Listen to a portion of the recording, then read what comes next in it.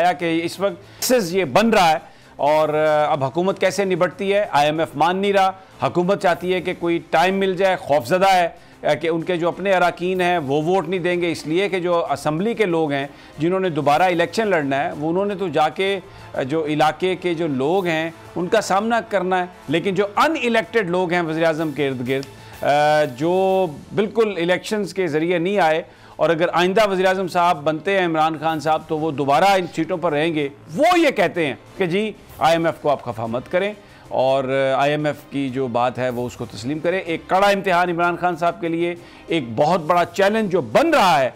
अगर IMF ने ordinance को मानने से इनकार कर दिया और गवर्नमेंट को टाइम देने से इनकार कर दिया तो that would be a very serious challenge for the government of Tehreek Insaf. आने वाले वक्तों में इसका, आने वाले दिनों में, अगले चंद दिनों में इसका अंदाज़ा हो जाएगा कि क्या होता है।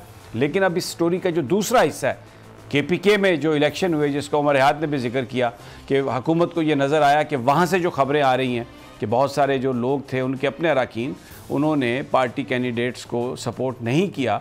तो क्या ये कोई नई जोड़ तोड़ हो रही है? वो लोग जो करोड़ों रुपए इलेक्शन में लगाते हैं और हमेशा ऐसी पार्टी का वो टिकट लेने की कोशिश करते हैं जिसके बारे में उन्हें ये अंदाज़ा होता है कि आने वाले वक्तों में यही गवर्नमेंट बनाएंगे। अब क्या वो जो मिथ है तहरीक इंसाफ की वो टूट रही है? उमैर यासर हमारे साथ हैं। उमैर, अस्सलाम वालेकुम। जी वालेकुम सलाम सभी साहब। उमैर, आज एक तहकीकाती रिपोर्ट पेश की गई है, 2-3 पॉइंट मैं चाहता हूँ आप उस पर सबसे पहले बात करें। एक तो ये वज़ीर आला KPK इस रिपोर्ट को लेके आए। अब वज़ीर आला जो KPK हैं महमूद खान साहब, वही कप्तान थे वहाँ पर टीम के, और उनकी टीम हार गई बुरे तरीके से। अब वही जो है वो तहकीकाती रिपोर्ट लेके आए हैं। तो ये एक बड़ा अजीब सा मजाक नहीं लगता कि जो इलेक्शन जिसकी सरबराही में टीम वो हारी है, सारी वोट नहीं मिले, और 3.5 साल की उनकी जो परफॉर्मेंस है उसका ये इम्तिहान था, उन्हीं से पूछा जा रहा है कि जनाब आप बताइए क्या हुआ।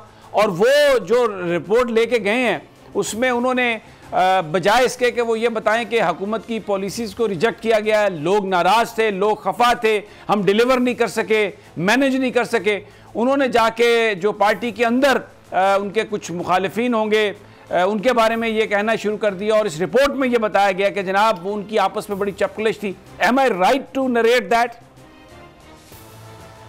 जी बिल्कुल सभी साहब, आपकी बात बिल्कुल बजा है कि जो इस सारे प्रोसेस को जो अफराद लीड कर रहे थे वो खुद ही अपनी कमजोरियों पर पर्दा डालने के लिए वज़ीर-ए-आज़म साहब के सामने चले गए और उन्हें मुख्तलिफ किस्म के रिपोर्ट पेश करके मुख्तलिफ लोगों को जिम्मेदार ठहरा दिया।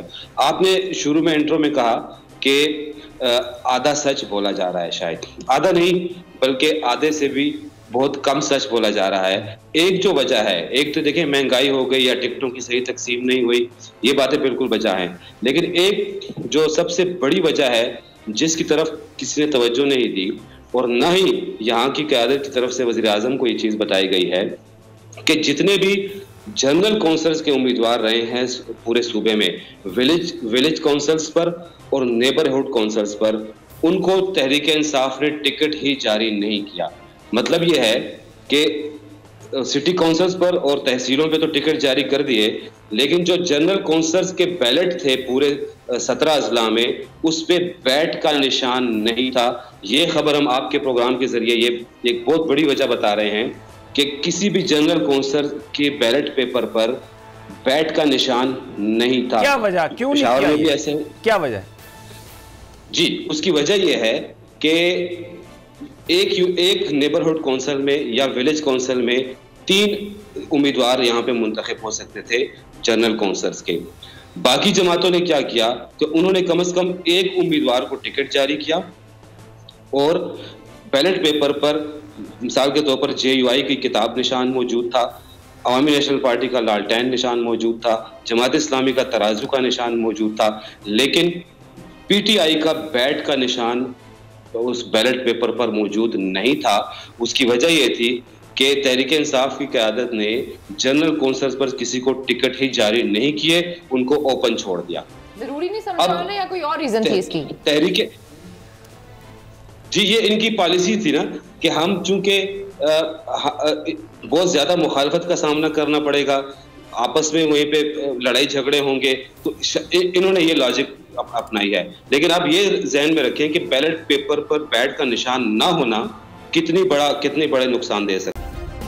सब्सक्राइब करें और बेल दबाएं ताकि कोई खबर रह न जाए।